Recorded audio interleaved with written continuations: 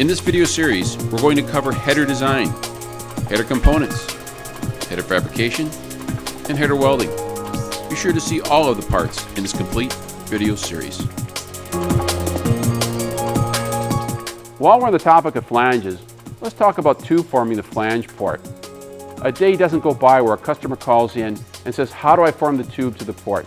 It's relatively easy. There's a variety of different ways to do it. Of course, the large manufacturers use a swaging machine to do that. Very simple and it's very easy.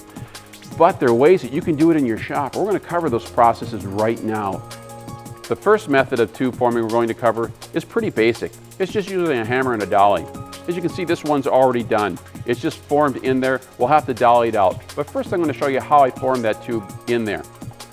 It's pretty simple. You just take a hammer and a steel plate. It can be an anvil on a vise. And you hit it 4 times, or in 4 sides, I should say. And it's a trial and error. You keep doing it until it fits in there.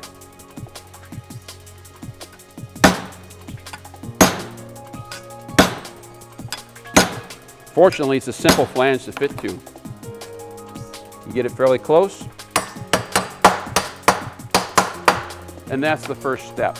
The next thing we'll do is we're going to dolly this out. I'm going to come around the other side of the bench and we'll cover that.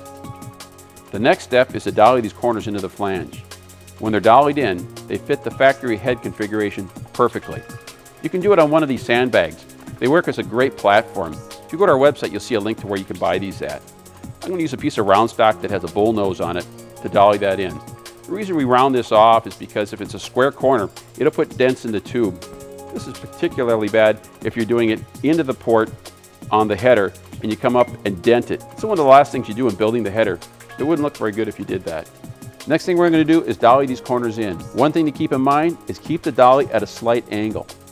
If it's in there straight, it's going to dent the back of the tube. So you come out here, slight angle, and you start dollying it out.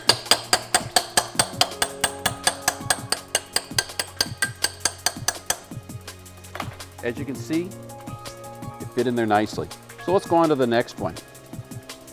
Okay, so we're now ready for the other corner.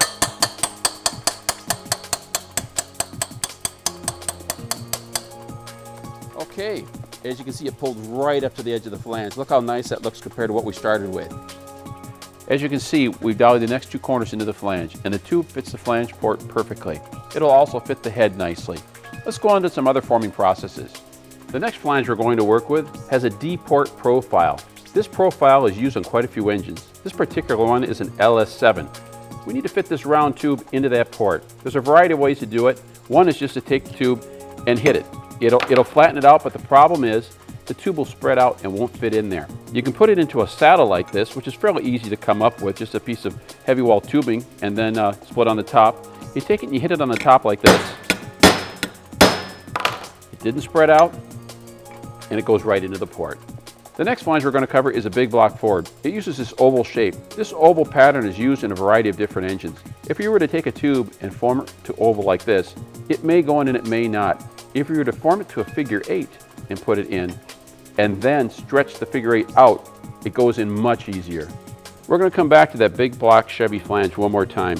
There's more than one way to form a tube to go into that flange port. There's the option of forming dies. If you go to stainlessheaders.com, we have these dies on there at a very reasonable price. They work quite well. They come in and crimp the tube to form to the actual port size itself. Let's go ahead and try one of these. Here's a quick and easy way to use these dies. This vise has a set of replaceable jaws, so we're just going to weld it on in 4 locations. Just a quick short little weld to hold it in place so we can use them.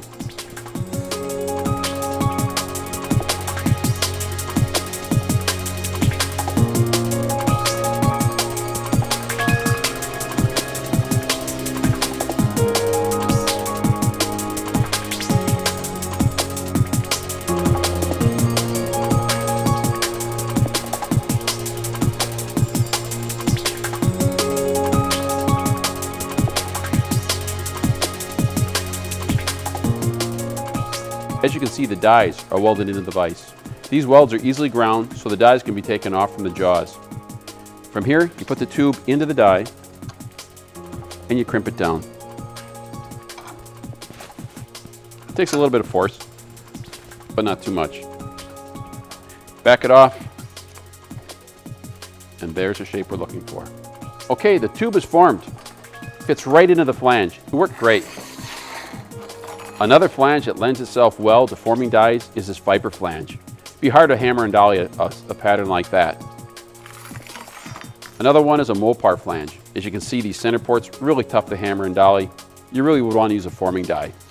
Keep in mind, we carry hundreds of different flanges. The forming processes you've just seen worked very well on the majority of those flanges. See us at stainlessheaders.com for our selection. Okay, so we have the flange bolted onto the fixture and the collector in its permanent location. We're going to start fitting bends. We have a variety of bends to pick from. We have a 2-inch centerline radius, which is very tight. We're going to use it up front here where we had that close tolerance. We have a 3-inch centerline radius. We'll probably use it back in locations like this where we had more room. We have a 4-inch centerline radius. We may not use it in this header, but we have it as an option. And you can see the difference between the centerline radiuses of these two.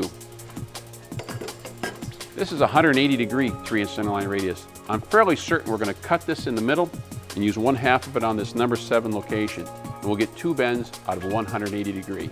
We're going to start with the number 7 tube. You may recall, according to the mock-up, it was the tube that was furthest in the back. It never works well to start with a tube in the front, then have to work through that tube through the entire build. The next tube we're going to work on is the number 3. It's also a little further in the back. That leaves us with the other 2 tubes to finish up last. Make sure you see us at stainlessheaders.com for all of your header component needs. We carry a complete line of header flanges, mandrel bends, merge collectors, and stainless header tubing.